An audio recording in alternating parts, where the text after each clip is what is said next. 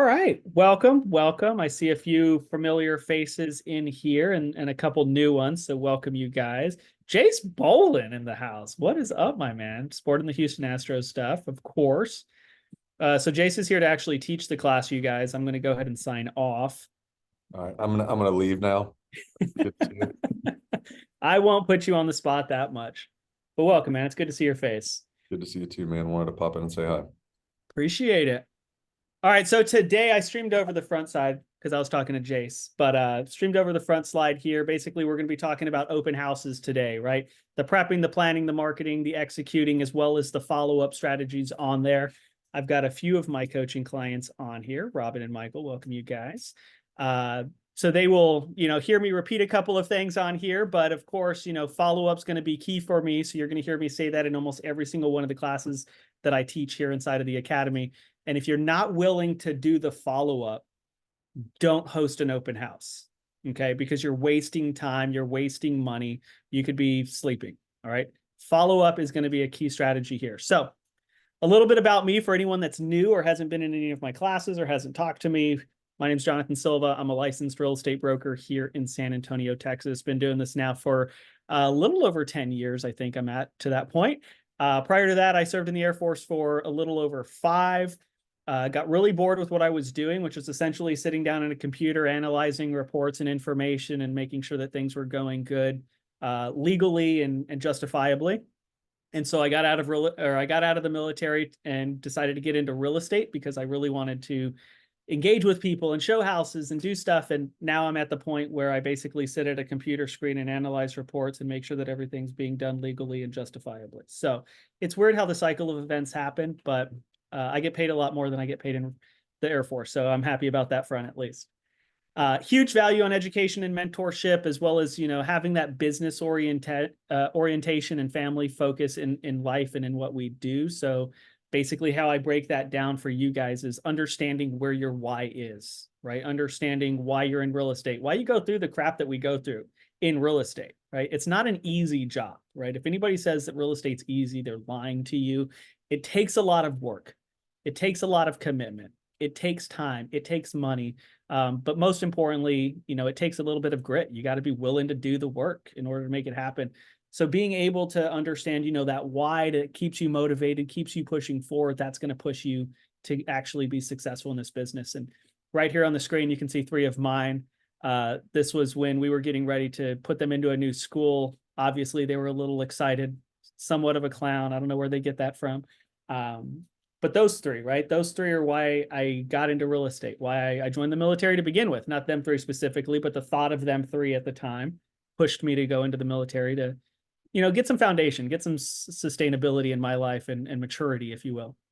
And they pushed me to keep going further and further. And then, of course, I'm a business coach with Tom Ferry as well.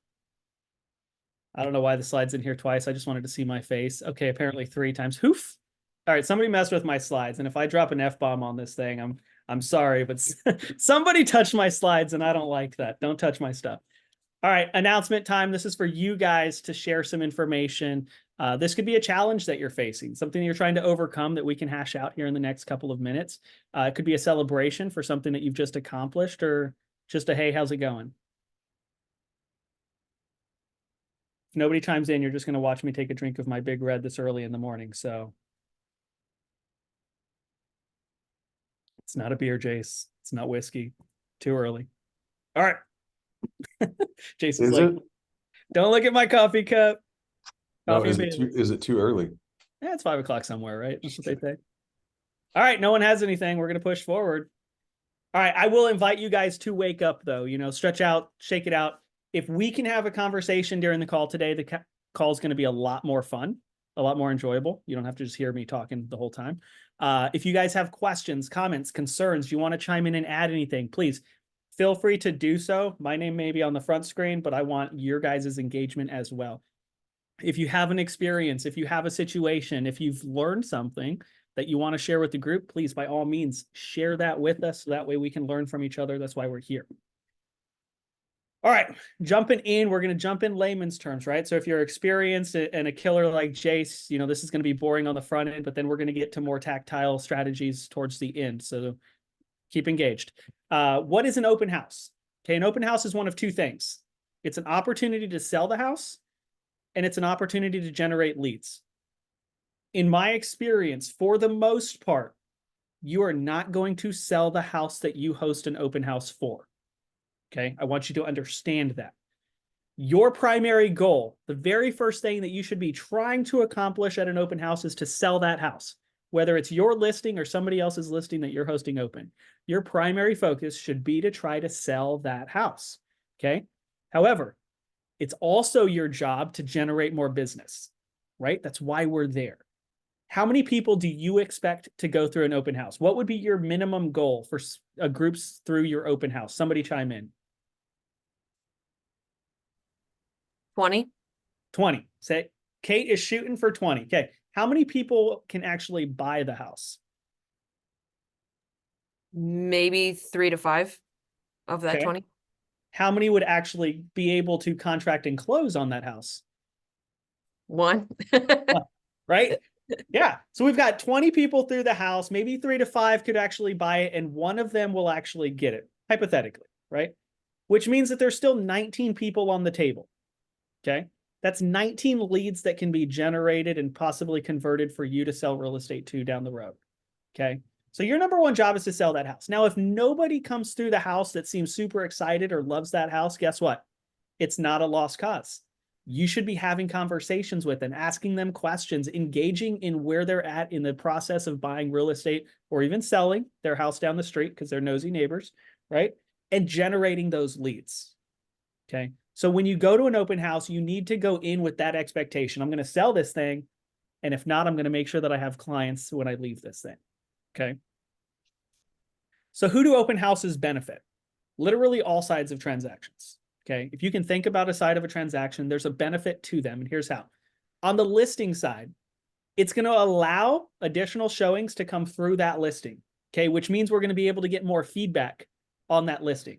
As the listing agent, we are showing our seller clients, hey, look, I can market your property. I can bring in buyers and we can make sure that we're, showing it to people.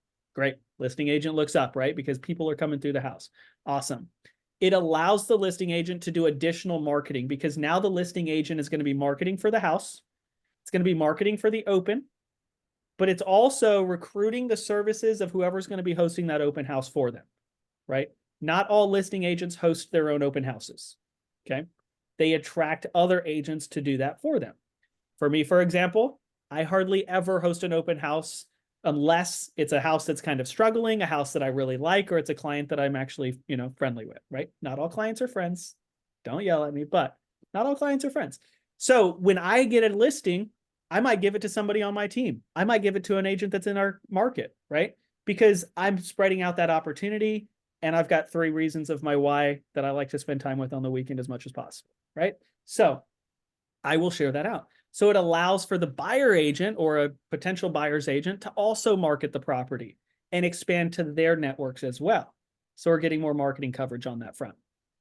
Now on the buy side, right, it's not completely a waste of time for a buyer because on the buy side, it allows a buyer or a consumer to view the property without a commitment. They don't need a buyer's agent to go look at an open house. Would you agree?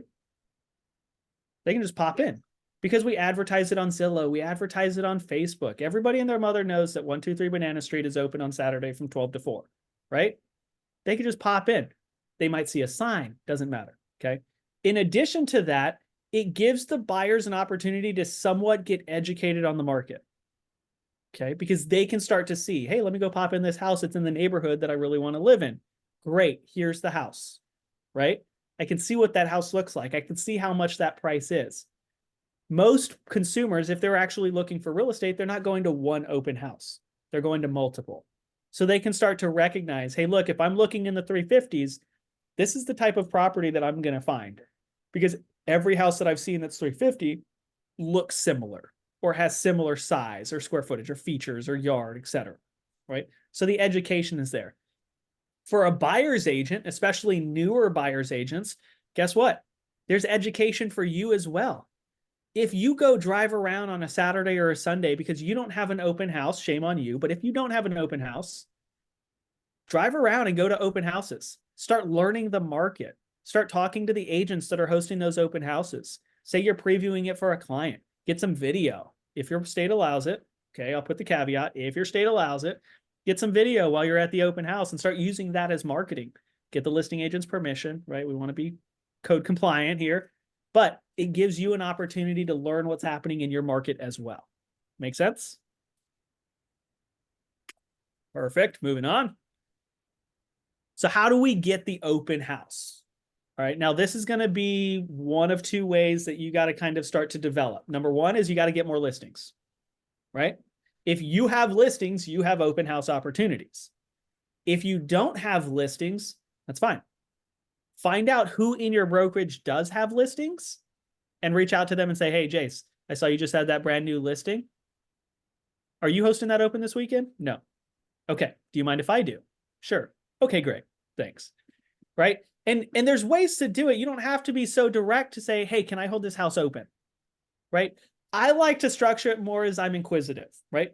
Hey, Jace, I noticed that you just listed 123 Banana Street. Looks like an awesome house. Let me ask you, are you having an open house on that this weekend? And Jace's gonna be like, no, man, I'm not. Great. You know what? Oh, not a problem. You know, I was actually looking at it because I have a client that's kind of interested in those style of properties. So I'm going to send it to them. But let me ask you, would you think your sellers would be open for me to host an open house this weekend? I can do Saturday or Sunday. What would work best for them? Oh, I don't know. I'd have to get back, get in touch with them and see. Not a problem. Can I follow up with you tomorrow to see if you'll have that conversation? Sure. Great. Now you're trying to get that open house from another agent that has that listing that you're going after. Okay. If you actually have clients that are looking for that type of property, guess what? You should have automatic visitors to your open house. Hey, Kate, came across this property. It's got everything that you're looking for, basically what we've discussed. I'm going to actually be hosting an open house on it on Sunday from 12 to 4. You and the family should absolutely stop by to take a look at it before somebody else scoops it up. Boom. Automatic showing to your open house. Okay. Next style, outside the brokerage. If your state allows it, your market allows it, and the other brokerage allows it. Okay.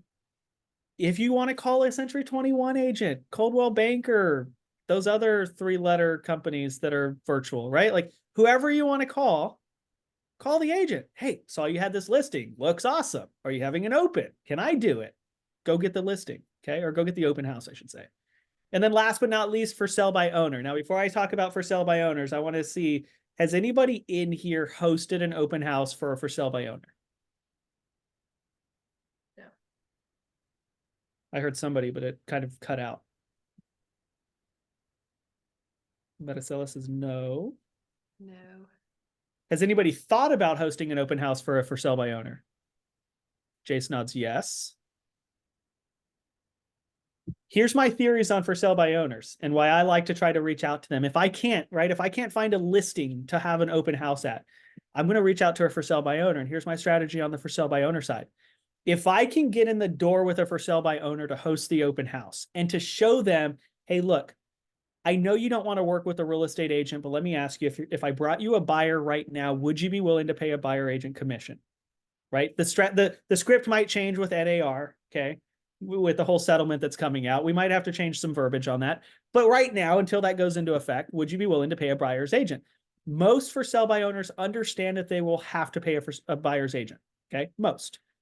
So when they say yes, be like, awesome. Let me ask you, how have your open houses been going? And they're going to be like, what's that? I don't do that. Why would I waste my 4 hours on a Sunday doing that? Because that's part of marketing, right? Let me tell you, I have sold X amount of real estate through open houses. I have done this, or statistics show this. If you're a newer agent, you're going to go the statistics route. If you're experienced and actually have sales from opens, you can use your personal stats. But you're going to give them some information that is going to validate having an open house. Okay. Hey, Kate, I understand that you enjoy having your weekends and that you don't want to waste your time doing an open house at your listing. Completely understand. Let me ask you something. I do a lot of open houses. I market like crazy. I do X, Y, and Z to get clients through my open houses. Would you be open to the idea of me hosting an open house for you this Sunday from 12 to 4? I cover all the marketing costs. I put the snacks out. I do everything to make sure that we get the traffic and the feedback through. The benefit to you is, one, we'll get people to look at your house. 2, we'll get some feedback for you. And 3, you don't even have to pay me. Would you be open to that? Who's going to say no, right? Like what for sale by owner is going to say no? They might. But if they do, fuck it, go to the next one. Sorry, screw it, go to the next one, right? Doesn't matter. Okay, just go to the next one. Now, when you do that and they say, yeah, sure, come on out, I'm going to be like, excellent. Hey, would it be okay if I previewed the house before this weekend? So that way, A, I could get some pictures and video of the house to start promoting before the open house on Sunday. Sure, not a problem. Great. Could I come by on Thursday? No worries. Now what I've just done is I have connected with Kate as the for sale by owner. I have introduced myself. I have started to show value. I have had her agree to pay me a buyer's agent commission. She's allowing me to do an open house, and I'm meeting with her before the open house to connect and preview the property and get some marketing materials for it. How much rapport building am I going to be able to build between now, Thursday, Saturday, and Sunday to do that open house? Tons, right? All the questions that Kate has is now going to come to me because I'm building that rapport with her. When that for sale by owner inevitably fails, because about 92% of all for sale by owners fail, right? Who do you think Kate's going to call to list that house? The person who calls her and begs her to list the house, or the person that's actually doing the work? Me, right? At least that's the goal, right? So don't discredit for sale by owners. Yes, you're not getting paid. Yes, the likelihood of selling that is slim, but we're here for lead generation as well, right? And that for sale by owner is a seller lead. Jace, what's up? Hey, real quick. So I'm curious about that because I've always thought about that for sale by owners. It's a fantastic idea. I'm just curious, as far as the marketing goes, I know it's not being listed on the MLS more than likely because it's a for sale by owner. But in order to market that property like properly, would you do like, especially being a broker, would you do like a, maybe 1-day listing agreement or something like that where it wouldn't be listed on the MLS? No, because they're most likely not going to sign something like that anyways, because they're Right. going to feel like you're trapping them into it. I would just market it how I normally would, right? So if you run ads, run the ads. If you post on the marketplace on social media, post it on social media. Chances are most for sale by owners are familiar now with listing their houses on Zillow, Realtor.com, or any of the for sale by owner sites that are out there. So it's out there, right? It's being quote unquote marketed.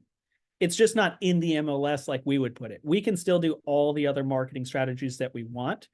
It's just a matter of thinking a little bit outside the box, creating a private landing page that's not connected to the MLS, but still connected to your website to where you can have the pictures and video and things like that that you create of the property before the open.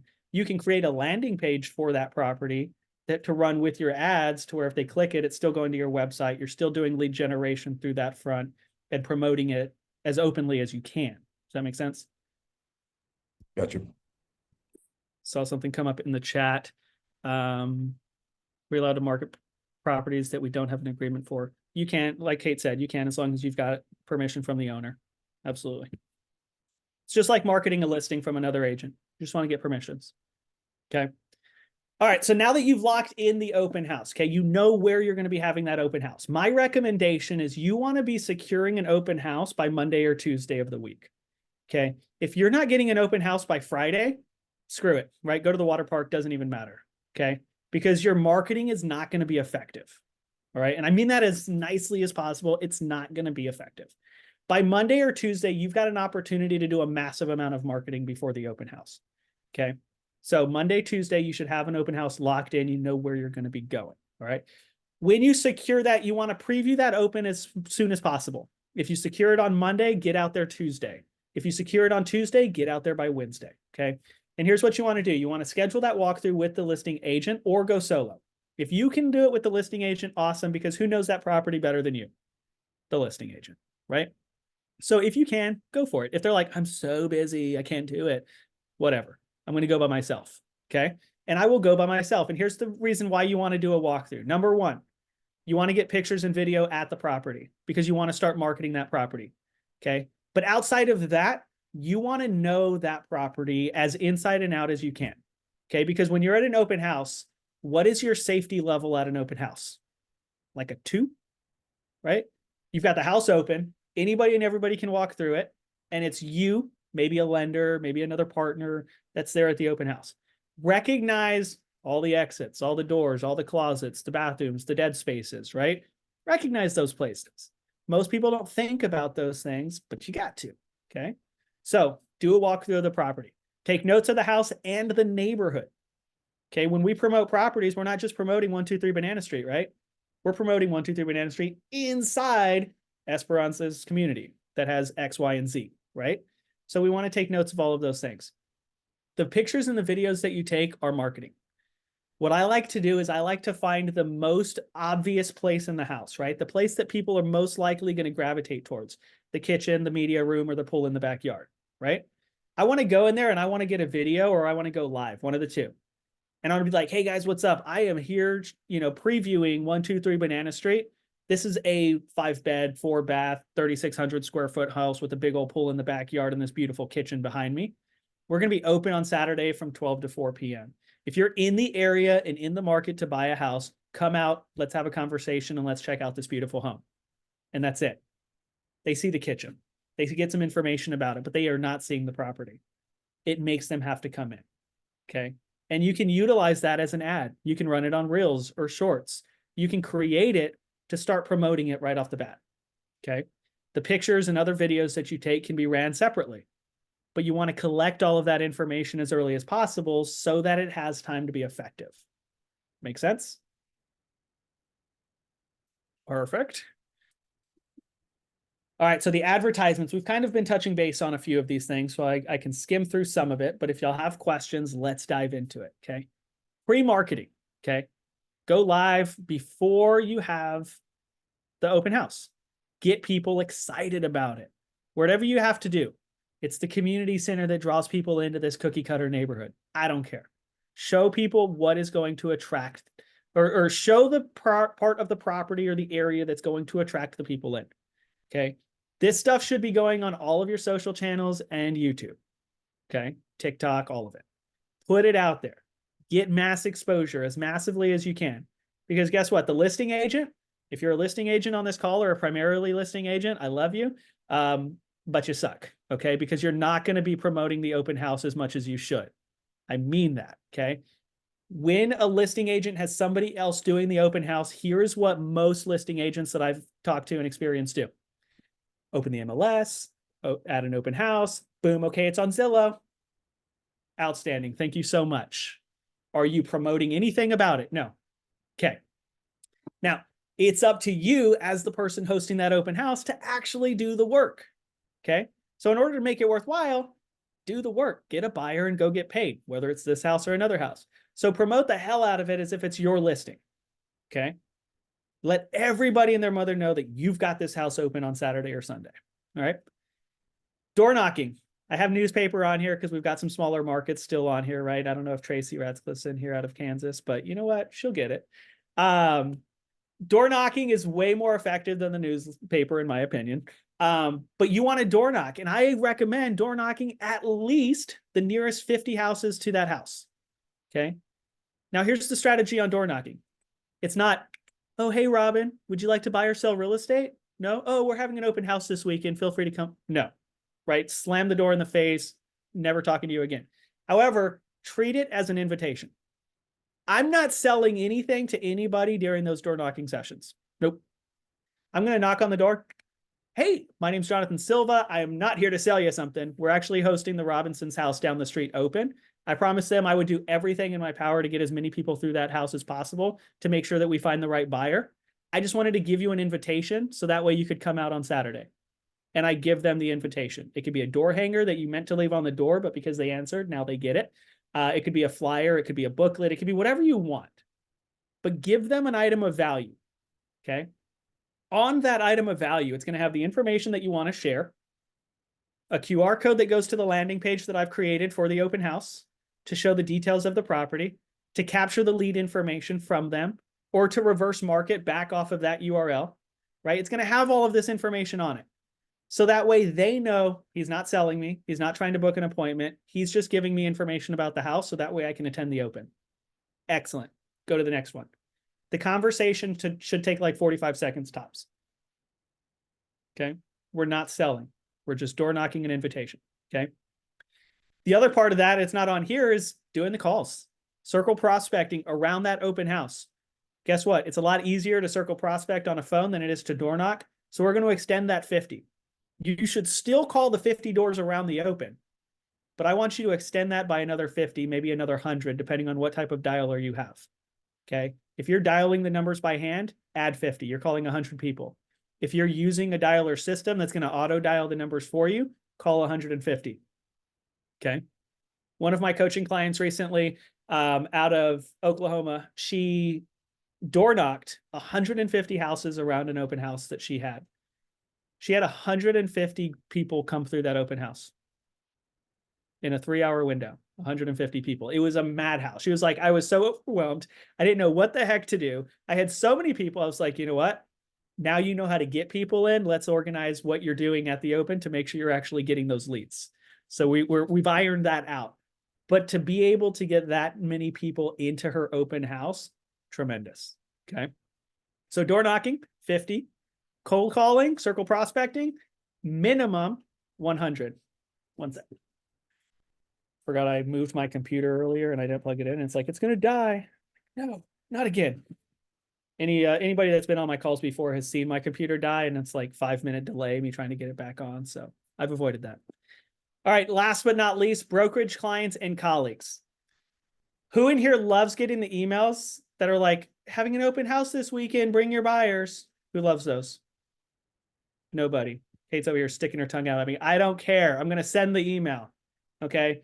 Because how many people are looking in the MLS or Zillow to find open houses for the weekend? Very few. But if you get an email and you're like, oh my God, Johnathan, another freaking email from you. Oh, that's actually a nice house. Sarah and Stephanie might actually want to buy this house. Let me share it with them and see if they want to go take a look at it this weekend. Right? They work. Okay. They suck. I get it. I've got like 50,000 emails in my inbox right now. Okay. Don't judge me. It's all spam. If it says offer, I look at it. But I've got like 50,000 sitting in there. So I get it. But I'm going to make sure every person in the brokerage or other brokerages knows that there's an open house coming up. Clients. Who in here uses Lofty? The majority of us on the call, right? If you're using Lofty or Follow Up Boss or KV Core or any of the mainstream lead management platforms, okay, CRMs, guess what? You have on there the type of property that these clients are looking for. If you go into Lofty under your portal, right? And I'm going to talk Lofty specifically because the majority of us would use Lofty. If you go into Lofty and you go into listings and you search the property that's going to be open this weekend, or you search your property, right? That's going to be open. It'll tell you who the likely clients are that might be interested in that property. Okay. You should click on that number and send everybody a notification, either an email or a text that says this property is going to be open this weekend. I thought of you. I think it might be perfect. Feel free to check out the details. Let me know what you think and plan to be there on Saturday or Sunday, 12 to 4, right? Like you should be doing that.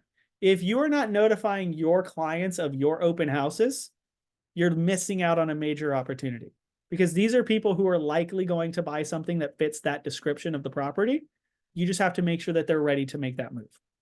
Okay. Last but not least, the colleagues, the people that you're closest with, your friends, your family, everybody, right?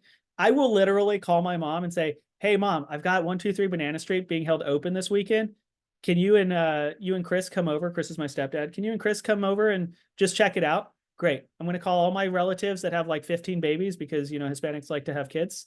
So we're going to have all the babies coming out, and I'm going to have big groups of people coming to this open house to make sure that I've got a big group of people to come out. Okay. They're not really buying. I'll know that they're not buying, but it looks good when there's people in the open house. Business attracts business. Have y'all heard that before? Nobody. Jason's like, I think so. Something like that. Great. Thanks for at least agreeing with me, Jace. Please don't leave the call. All right. Keeping it moving. Let me see. I got something in the chat here for some questions. Red X, pretty solid for circle prospecting. Absolutely. Oh, Aaron jumped in. Door knocking, one of the last open houses. 30 people came through. Excellent. Mostly neighbors. Well, you've got some listing opportunities there, Aaron. So hopefully you're following up with them. Aaron's also one of my coaching clients out of Yuma, Arizona. So if you've got some clients moving out to Yuma, some military PCSing, check her out.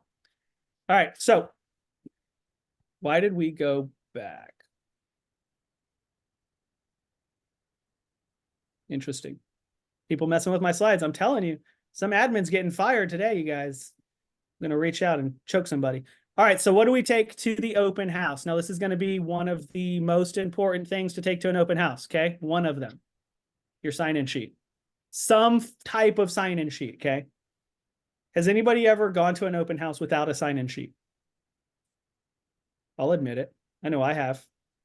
And I get there and I'm like, oh man, I forgot that sign-in sheet. I got notes on my cell phone. It does not work the same, you guys. Okay. Now, if you're using any of the high-end CRM platforms, guess what? Most of them have open house sign-in sheets within the platform already. So if you've got an iPad, a laptop, or some type of tablet that you can go ahead and open that up to where people can sign in, amazing. Okay. If you don't have it, okay, a sign on the front door with a QR code or even a roll-up banner. Y'all familiar with roll-up banners?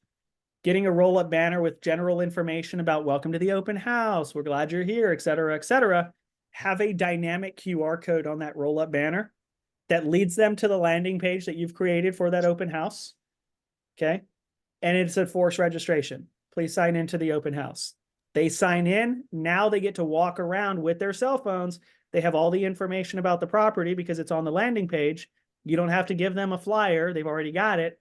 Plus, you've secured their information inside of your CRM to now you know who to follow up with on Monday when you say, hey, Jace, it's Johnathan. We met over at 123 Banana Street. Just wanted to thank you again for coming to the open house. What questions can I answer about that house or the market in general?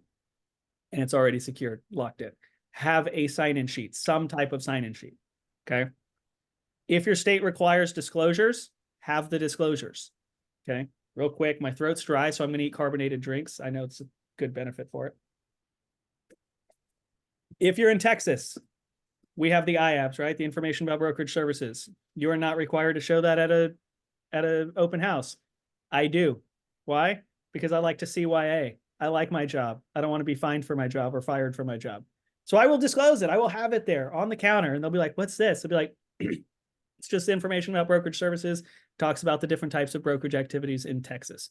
You don't have to sign it. It's just a disclosure. Done, right? Like it's there. You've seen it. We're done. So if they talk too deep and it becomes a substantial contact, nobody can say anything because I've disclosed the IABs. So if you've got disclosures, provide them. If you're hosting an open house, have a purchase packet ready to go. Okay. I have literally wrote a contract at an open house. I have done it a handful of times, but if you weren't prepared for it, if you weren't ready, you're gonna be like, Jace, I am so glad that you love this house. I am excited to put this deal together. I am off in 3 hours. Let's connect after I get off and we can get, meet at my office, meet at Starbucks, whatever, and we can put this offer together. Does that sound good? And Jason's gonna be like, yeah, man, no problem, whatever. Jace leaves, goes to HEB, sees another open house. He's like, wait, I like this one better. It's like, son of a, I missed it, right? And now Jace is writing an offer with that agent instead because he's not committal. Just kidding, dude. I know. But thanks for being a good role play partner. If you have it ready, I'm not saying you're going to necessarily take the time to be like, okay, everybody, please stop looking. I need to write my offer really quick.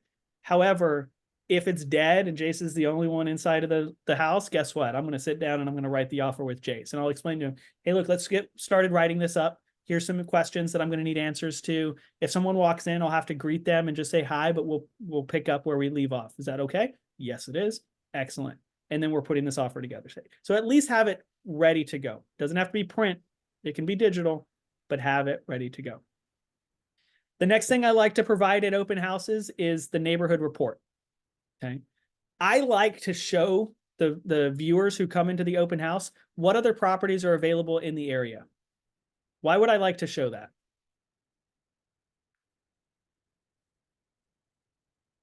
So you can go show that as well. I've done that before. Okay. So you can go show those properties as well. What else does that do? It gives you the, your neighborhood. I don't know. Knowledge. Yeah, you do know. You got it, right? Like it's showing that you have market knowledge of the area, right? And like we talked about at the very beginning of the call, the majority of people that go to the open house are not going to buy that house. Okay. So when we're walking through the property and I'm talking to everybody and I'm engaging with Michael a little bit, I can usually tell from body language, facial expressions, or tone if somebody likes the house or doesn't like the house. And I will be very straightforward. And I will be like, hey, Michael, just talking with you and kind of hearing your questions. I'm feeling like this house really isn't doing it for you. Is that a fair assumption? And Michael's gonna be like, nah, it's really not. I'd be like, what don't you like about the property? Well, I just wish it had that extra bedroom. Okay, I can get that. How do you feel about the price? Yeah, price is okay. You like the location? Yeah. Hey, take a look here. I've got a list here of other properties that are available. You wanted that extra bedroom. Look at these properties here that have 4 and 5 bedrooms that are in the area. What do you think about these? Just taking a look at it. Michael's gonna be like, oh, these are great. Can I take this? And be like, sorry, I only have 1 copy. But let me do this. Let me get your email and your phone number. That way I can email these over to you as soon as I'm done here. And maybe we can set up a time to meet and go take a look at a couple of these. Sure. Okay. Scenario 1, script 1. You can have that. Okay. Or, hey, you know what? It's my only copy. I'm sorry. But how about this? How about I look to see who might be available to open up those doors today to show the property? I get out of here at 3 o'clock. Would you be able to meet maybe at about 3:30 and we can maybe pop through 2 or 3 of these after my open house today? And Michael's like, oh my God, that's amazing. I would love to. Great. Now I secured an actual client at the open house to go show properties that day, right? However you structure it, your job is to secure the client, go show properties, okay? So only have 1 neighborhood report. You cannot share it. You cannot give it to anybody. They can either get emailed if they give you their email and phone number, or they can meet up with you afterwards to go take a look at a couple of properties, okay? Last but not least on here, the most important thing, who can tell me the most important thing?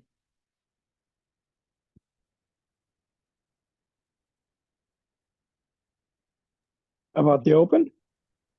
To take with you to the open house. More specifically, Cards or business cards are good.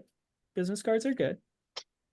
If you host a vacant or new construction home, toilet paper, you guys. Toilet paper. Take your toilet paper. Okay. Sounds crazy. Kate's like, what are you talking about right now? Because Louis says high energy. Yes, you should have high energy. You know, every time we engage with clients, it should be high energy. But I promise you, if you ever host a vacant or a new construction home open, you're going to want to make sure that you are prepared for any scenario. Aaron says toilet paper and hand soap. Love it. Love it. Absolutely. You do not want shirt sleeves, you guys. Okay. That's only when you're hunting. So last but not least on here, you guys, and then we'll open the floor to more questions from you guys. Follow up, follow up, follow up. Can't say it enough. I said it at the beginning of the call. I'll say it now, and I'll probably say it one more time before we completely wrap up. When you finish that open house and you're kind of wrapping things up, I want you to call the listing agent. At the very least, send a text and say, hey, Kate, we're just wrapping up here at 123 Banana Street. I just wanted to say thank you again for allowing me the opportunity to hold the house open. Just wanted to give you a quick update. Total today, we had 14 groups come through, which was really good. Some feedback that we received was X, Y, and Z. There was a couple people that had some agents, so I'm going to make sure that those agents know that their clients came through in case there's any questions or interest in putting in an offer. And I had about 1 or 2 unrepresented clients that seem to have some interest that I've got information on that I'm going to follow up with here shortly to make sure that, you know, they've got all their questions answered. And if they want to put an offer in, I'll let you know. That's it. You have now updated that listing agent. What you've just done is you've shown that listing agent, 1, you're appreciative of the opportunity. For 2, you're a professional. And for 3, they will definitely want to work with you in the future because they know that you've got your stuff together. Okay. The next up, the buyers that signed in on your sheet. Okay. Here's what I like to do. And some of my clients on here might remember it from any of our coaching sessions. I like to do a video before the open house, right? When I first get there, I'll get there about 5 or 10 minutes before. Again, the most noticeable space in the house, right?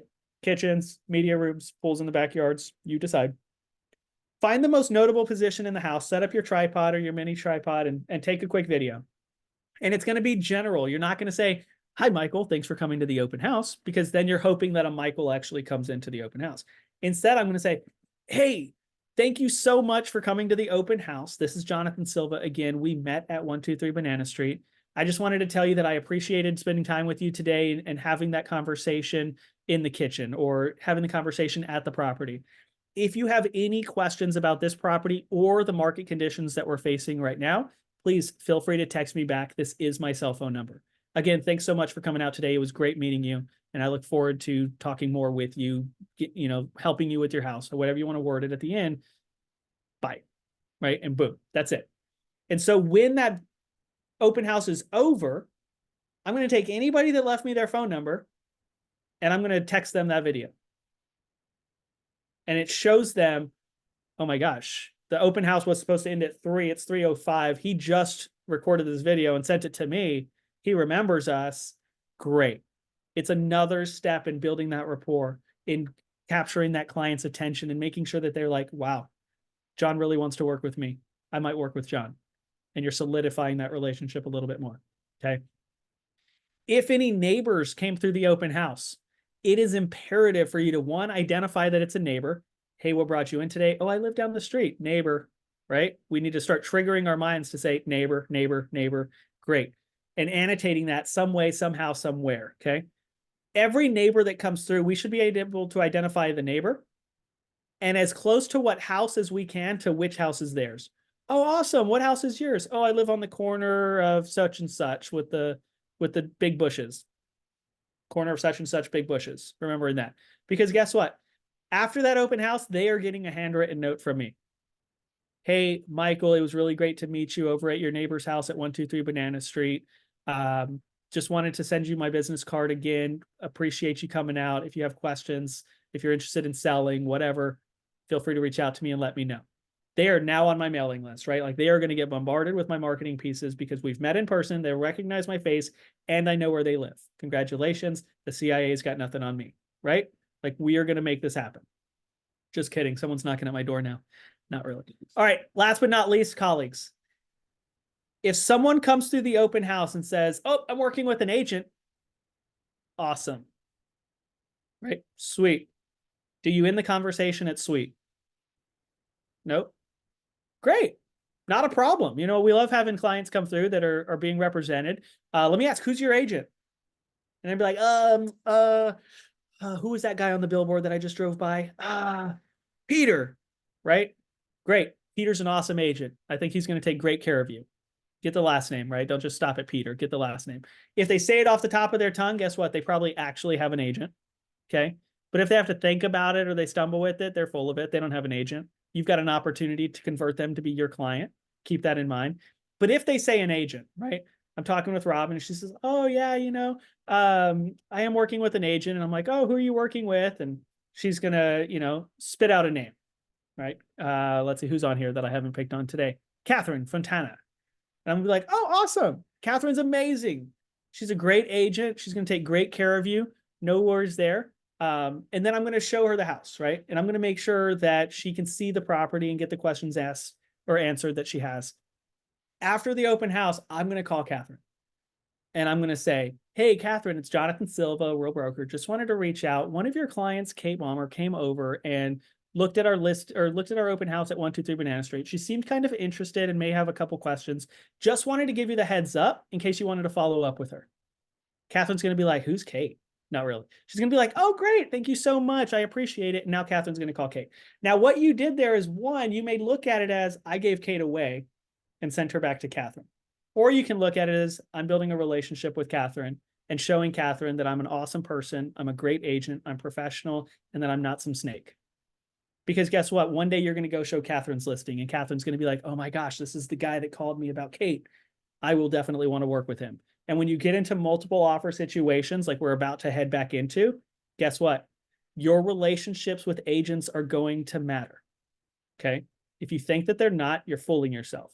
Your relationships in this industry absolutely matter, and you should take full caution of how you treat the other agents in your market. Okay. Any questions? Good stuff, Robin. Glad you're messaging after the opens. All right, some bonus thoughts, and then we'll get into a few different things. Neighbor only open houses. Has anybody hosted just a neighbors only open house? No.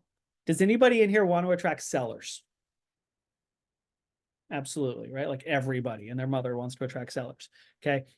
In Omaha, the company that I was with, and I think they trademarked it, so don't try to go steal it. But they basically created what they called Nosy Neighbor. Right. And the Nosy Neighbor was, the marketing was genius. It was just a big nose where it was on the signage, right? The directionals, the sign for the open house, any advertisement that went out, it was just a big nose. So everybody started to recognize Nosy Neighbor. And Nosy Neighbor was marketed to specifically the neighbors in the community for the house that was being hosted open. And that would happen the day before the house went live or the day before the general open house. Okay. Now, since then, put some caveats here. Since then, we've had some new rules come down where, coming soons are kind of frowned upon and red taped. You've got pre-marketing that's kind of frowned upon and red tape with the equal showing stuff from NAR. But there are still ways to do it. You just have to make sure that you do it legally to your local area. So check with your board and your MLS to make sure that you're doing it properly. But as long as the property is live and as long as it is open to the public for showings, guess what? You can market that listing. Okay. Now, if your seller wants to do a neighborhood open house or a neighbors only open house, guess what? You can block off showings during the specific window that you will be having a neighbors only open house. Your marketing pieces will go out to the neighbors, 3 or 4 days in advance. You'll block off that time and only neighbors are the ones that are allowed to come in. Now, if you're going to do a neighbors only open house, this exemplifies or amplifies, I guess I should say, the need for the local door knocking and the circle prospecting around that house to make sure that you are targeting the neighbors as much as possible to come to this neighbors only open house. Okay. When you do the neighbors only open house, guess what? You're building relationships and having conversations with the neighbors inside of that community to where now they recognize you. They know who you are. They see your sign in the front. They recognize your marketing materials, etc. You're getting their information just like any other open house. So you can start marketing to them, market updates, newsletters, etc. to where when it comes time for them to sell their house, they're going to be thinking about you. They're going to be wanting to use you because you started to build those relationships. The more houses you can host open in a single neighborhood, AKA creating your farm, the more recognition, the more reputation you're going to get inside of that neighborhood. Okay, so if you're interested in farming an area, crush those open houses. Start building the relationships with the neighbors. Become that local expert that everybody knows. Okay. The next one on here, broker open houses. These ones kind of fell off the radar about 2018, 2019, and then we got into COVID and they're like, no open houses, right?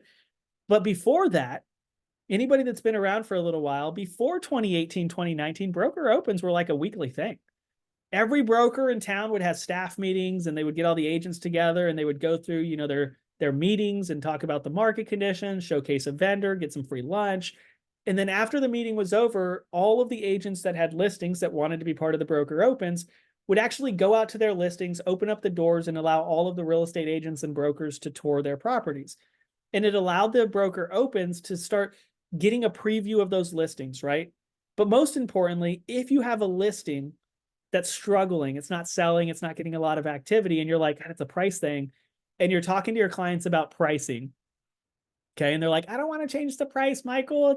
It's a good price. It's going to get us what we want. Outstanding, Robin. I appreciate it. I'm going to host a broker open, and the purpose of my broker open isn't going to be just so agents can get a feel for the property. It's because I want the agents to tell me that the property is overpriced. And then what I'm going to do is I'm going to get those 10 to 15 agents that gave me the feedback of overpriced properties. And I'm going to go back to my seller and I'm going to say, hey, Robin, just wanted to let you know we had the broker open. We got some really good feedback. Some agents, seemed interested in the property, took some pictures and some video. Good stuff. They'll start marketing it to some of their clients as well. However, we had about 10 or 15 that commented on the price. Now, each one of them showed that the price they felt reflected best with the property was X, Y, or Z, right? Like give them the range of pricing. Now it's not you that's the bad guy that's telling them that they need to change the price. Now I've got 10 or 15 real estate professionals that are doing this every single day, telling you that the house is overpriced. What do you think that they're saying to their clients when they're showing them the property? That the house is overpriced. So would you like to keep it where it's at, or would you like to modify and adjust to market conditions? Let's adjust to market conditions. Outstanding, right? You can use a broker open to kind of solidify or work through your schedule. Does that make sense? Does anybody feel that that's shysty and they would not do that? It's like, wait till the market tightens up. You're going to be doing some crazy things trying to make sure that your clients can get their property sold. It's not illegal. Remember, we're trying to represent our clients as best as we can. So you want to make sure that, you're giving them as much information as possible while making sure that you are also staying cooperative or following the rules and your local MLS. I feel like that's a great idea. I had a FISBO that went up, and I was trying to do an open for her and list it for her later on, but she kept pushing back on the price when we started talking about it when we were listing, that she wanted it 150,000 over, and it sat in the market for a year and a half, but I fired myself out of it a while ago. Yeah. Sometimes you have to, right? And that's a hard decision to make, especially when you're a newer agent, right? Is to make that decision, be like, I'm out, right? And fire yourself essentially. But it's good for thinking that way. Wish it would have worked. Wish it would have worked. Maybe the next one. All right, some out of the box theories here. Mega open houses. Has anybody on the call hosted a mega open house? What's considered a mega open house? Anything beyond the standard norms of putting a sign in the yard and providing, some basic snacks. So I'll go over some ideas and suggestions, but really the idea is you want to over exemplify this open house. Okay. And it takes longer than a week to market. Like we're talking extended marketing time. Okay. So when we're looking at mega open houses, really you're looking at marketing like 2 weeks. Okay. Because you're trying to really push up this deal. And it's not just going to be, hey, open house, Saturday, April 14th for 12 to 4. No. Hey, open house, we're going to have a food truck. We're going to have a snow cone truck or DJ, right? I've seen the gauntlet of it, right? Straight full parties at this properties. I've seen cocktail hours at more luxury listings. You name it, people have done it, but it's a way to kind of create a party around the open house to attract the information or to attract the audience by giving them the property as an open space. Okay. Now, if you treat it right, it's not just a party, it's more of a lifestyle marketing piece. Okay. So for a more luxury property, you may do like a cocktail hour where you have somebody come in and they bring some tables. You have some nice drinks as long as your state allows it. But they're there, they're socializing, they're networking, they're seeing the property, and they're being able to visualize, wow, if I had this house, I would be able to create an atmosphere like this. I would be able to host parties like this and get to that echelon of lifestyle, right? And so depending on the property, you're not going to probably do a mega open house at $150,000 property, okay? But if you've got something on the upper end scale, something like this might work because it allows you to think beyond just, hey, look, we're having an open house, come out, take a look, here's some cookies or some sandwiches and a couple of drinks, right? You're bringing in the party, you're bringing in the lifestyle to let people see that. Aaron commented 16 signs. I will argue, Aaron, and say, you know what? If you're not hitting every corner in the neighborhood with a directional sign for your open house, you're not putting out enough open house signs. Every corner of that neighborhood should be able to see, oh my God, we get it, Aaron. There's an open house over there. Let me follow the sign, right? Entrance, exits, inside corners, doesn't matter. Put the signs. Let people know that there's open houses coming. Okay. Questions, comments, concerns?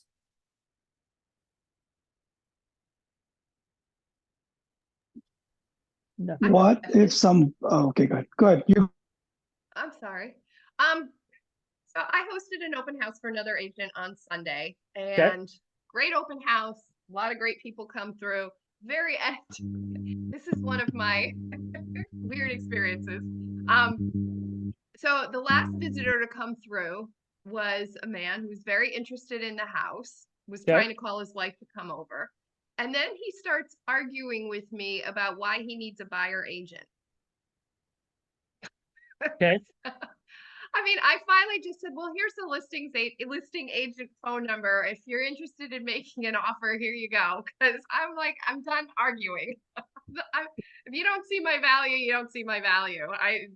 Whatever. Okay. Now I would stress, sometimes people just can't be bought over, right? Some people can't be educated or taught. So I will say that there are situations where that does come into play, but sometimes people are needing to be kind of pushed a little bit and say, can you handle this? Could you handle that? If this situation arose, how would you handle it? Right? So being able to understand where your value is as a real estate agent, as a buyer's agent specifically, especially with the changes that are going to be coming up with NAR and that's being proposed right now, being able to recognize what's your real value that you provide as a buyer's agent to the consumer. If you can effectively showcase that, right, in any argument or discussion about why would I want a buyer's agent, guess what? If they still can't see that, okay, bye, right? Yeah. But you gotta make sure you are fully showcasing this is the value that I provide through the negotiation, through the finding of the homes, to the understanding the laws or the contracts of the properties, to understanding the process, hand-holding, where are the hiccups or the objections that buyers typically face the most struggles during a real estate transaction, and knowing what that would look like if they weren't having representation to break it down and outline it for them. You want to be able to showcase all of those things. He argued about everything. I don't think there was a way to teach him anything. That's okay then. And Bye. his friend's an attorney. That explains it. These attorneys. Uh-huh. You know all too well the attorneys. Yes. Michael, I think you had something, and then Becker, I saw your comment. I'll chat on that here in a second. Yeah, I was gonna have the same question. Well, not the same, but in a different way. So I had 3 groups come through and open. I think it was like 3 weeks ago. And the third group that came in, the husband's comment out of his mouth first before even looking at the house. He says, agents. Because I hate when they start calling you after the open house. And then everybody else started chiming in. And I was like, I haven't even met you, but okay. And then like literally after, he's like, I'm going to sign in, but if you call me, I'm going to call the cops on you. I was like, oh, good Lord. He'd be So the first how do person you- they called, but continue. Yeah. How do you like phase out the conversation away from that? So that way everybody else doesn't dwell on it. And that way you can continue the conversation about the house and then circle back to getting their information. I think you can kind of decide how much you want to approach it, right? If you're trying to completely 180 and be like, I don't want to touch that with a 10-foot pole, then you're obviously not going to even engage in the comment, right? Agents, they always call you after the opens. Boom, forget it, right? Turn the table to what brought you guys out to the open house. Just start asking them questions about why are they here? What's the motive? What's the purpose? And let them have their tour, right? Go take a look. Get them away from that situation, okay? If you want to kind of combat it a little bit and kind of face on, again, if you've got a room full of people, you're probably not going to want to engage in that side of the conversation. But if you're not in a room full of people and it's just them that walked in and they're like, real estate agents, who'd you expect to hold the house open, right? You're not going to ask that question, but in your head, you're going to be like, who'd you expect to be here? I would ask them, you say, hey, I sense you've had a bad experience, and it's kind of combative, right? But some of you guys know I like to be a little combative in my conversations. I'm sorry that you've had a bad experience in the past. Just so you know, I'm not planning to just bombard you with, calls and sales conversations. I like to provide value to my clients. So if there's anything that you're curious on or have questions about or that we need to get more information on, that's going to be the purposes of my calls if we do contact each other after this point. But again, I'm sorry that you've had a bad experience, and please, you don't need to leave your phone number, because you also want to understand that there's people that you want to work with and there's people that you don't want to work with. And if a client's coming in that hostile, that tight already, they might not be the client for you or the person that you actually want to work with. And it's hard as a newer agent to say, I don't want to work with you. But we also, need to start setting our boundaries and our expectations early and say, you know what? I don't need that negativity. I don't need that pain and suffering in my life. I will explain my value. I will explain my position. If they get it, excellent. We can move on.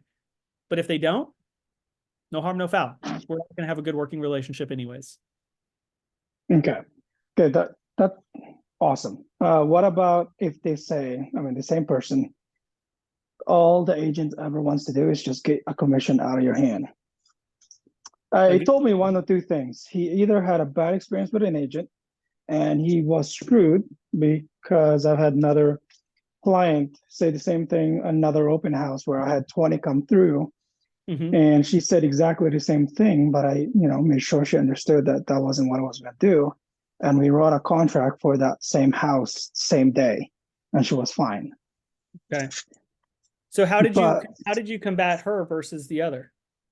I sympathize with her, understood that where she came from, and I was, saying that I'm sorry you had that experience, but if you'd give me a chance, I'd like to help you process through this, or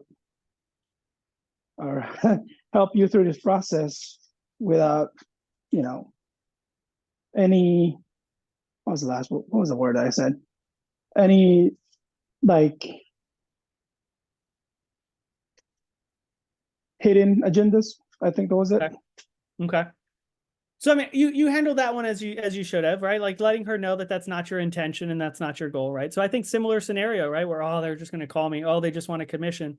Sorry that you had a bad experience. Here's what I do differently. Here's how I'm different as a real estate agent.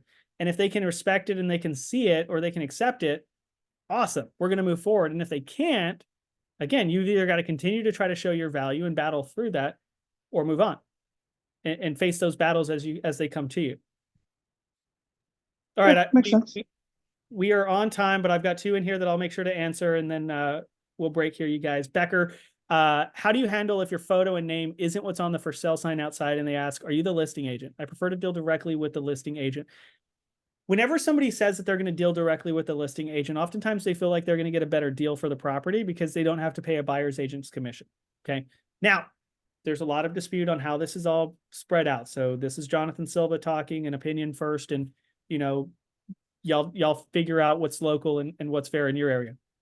In our real estate contracts, the way that ours are written here in Texas is the seller is agreeing to pay the listing broker X% of commissions. The listing broker is agreeing to pay the buyer's broker X% of commissions. So in my eyes, the way it's written, the seller is paying the listing broker, right? They're going to pay 6% regardless, unless that seller has something in writing that says, if the listing agent double ends, dual agencies, intermediary relationships, however you word it in your state, both sides of the transactions, they will reduce their commission by X%, right? Unless they have something like that in writing, guess what? That listing agent has full power to keep all the percentage, okay? Whatever was agreed to.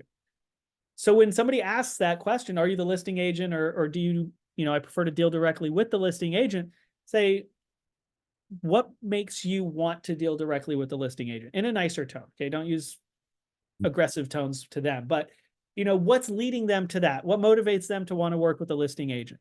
What have they heard value they get from working with a listing agent? And you can even combat it if you want to, of why should they go with the buyer's agent and have separate representation to maintain their protections and their confidentiality instead of working with the person that's directly hired by the seller, right? Like you can combat that as much as you want. If you want to try to avoid that question, you can contact any marketing group that's in your area, or you can go to Oakley Signs has those options as well. You can get a bag to go over the sign. So if you've got a for sale sign in the front yard and you're just hosting the open house, you create an open house. We call them open house bags, and it slides directly over the sign, whether it's a normal sign, whether it's a Colonial Post sign, whether it's, if anybody's from Berkshire Hathaway, they've got like the gravestone signs. You can buy bags for different types of signs and just cover those with your own open house bag that you've created and designed that has all of your information on it. So they can't see what's underneath that bag. They only see what's on the bag. So that might help kind of navigate away from that question as much as possible. Last one on here, Maricela, listing is set for 2 months, had one showing, 3 open houses, nothing. Home is priced, right, based on the CMA. Other agents review them as well, marketing it consistently, networking with fellow agents.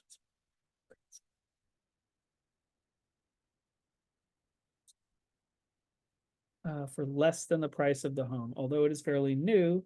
Help. All right. So when you're combating against new construction, I mean, that's going to be an issue, right? Because with new construction, you've got a 1-year, 5-year, 10-year warranty that comes along with it. Everything's brand new. Nobody's lived in the house, all of the things, right? So what you want to look at on your property when it's comparing to new construction is, how does your house compare to the new construction? It's going to be a little bit older, which is going to be a negative. However, it's built in 2021, you said on here, so it's really not crazy old. Was it 2021? Yeah. 2021. So it's 3 years old. I mean, for Christ's sake, it's not old by any stretch of the imagination, right? And so you're not going to necessarily see that, but the values of homes or the cost of building has changed a little bit as well. So if the house is priced over what the new construction cost, people are going to consider that into the equation, especially with interest rates, how they are now versus what they were in 21. The other part is there any features of your home that outshine the new construction? These might be brand new, but I've got this, right? Swimming pools, hot tubs, water features, media rooms, basements, finished attics, lofts, second living quarters for maybe like an Airbnb or a mother-in-law suite, right? Like anything that differentiates your house from the new construction that gives it value, right? Makes it more desirable than that new construction. Is the community better in your community versus the new build community that's down the street, right? We want to recognize and identify all of those things. You need to be able to present to the consumer base, why would they want to buy a pre-existing house that's already been lived in, that's been broken in, that's had issues potentially, right? Versus buying a brand new home we know is going to have issues, but at least it's got these major warranties that are going to combat any of those major issues that we face, hopefully, right? So you want to be able to position your house in a better comparison than the new construction down the street. With them being priced lower, that's a huge impact, right? That's going to cause some issues. When you're looking at, okay, you're not getting any traffic, you're having open houses and still no traffic. I don't want to say it's a marketing issue. You may be doing a lot of marketing for the property, but it may be a targeted marketing issue. Okay, and what I mean by that is if you are just mass marketing, trying to get everybody in that is, potentially going to be buying in the area, you're missing the niche of who's actually going to be looking to buy in that area, right? So understanding the very local demographic of that neighborhood that is going to most likely buy in that neighborhood is going to help you out tremendously to understand, hey, is these professionals or these first-time home buyers or these empty nesters or et cetera, right? Who is it that's most likely going to be buying in that area? What is their budget or the full demographic of it? What's their income and things like that? If you can narrow down who is going to be buying that property, the text, the wording, the video content, everything that you put out that's pertaining to that demographic with the keywords that can analyze and track and target that specific demographic, you're going to be getting in front of that audience significantly more than anybody else. And that might help kind of guide in the people to that property. Targeting military, considering bases are very close by this home. Okay, so that's great. So if you're targeting them, just make sure that you're using the proper keywords and phrases to make sure that, Google and Meta and all these systems are actually targeting that audience based off of those keywords. And it's not just generalized military. And hopefully with that, that could help. All right. All right, you guys, I appreciate y'all being here and sticking with me a few minutes past the hour. We'll be back again next week. We're going to be talking financing options, conventional FHA, VA, and USDA. So if you guys have any questions on financing, feel free to jump in on that call. We'll be breaking those down a little bit. But if you have anything between now and then, feel free to reach out to me. My cell phone number is right there on the screen. Day, night, weekends, text me, call me. If I'm available, I will respond and make sure that you get your questions answered. Appreciate you guys being here. See you next week. See ya. Thank you. Thank you.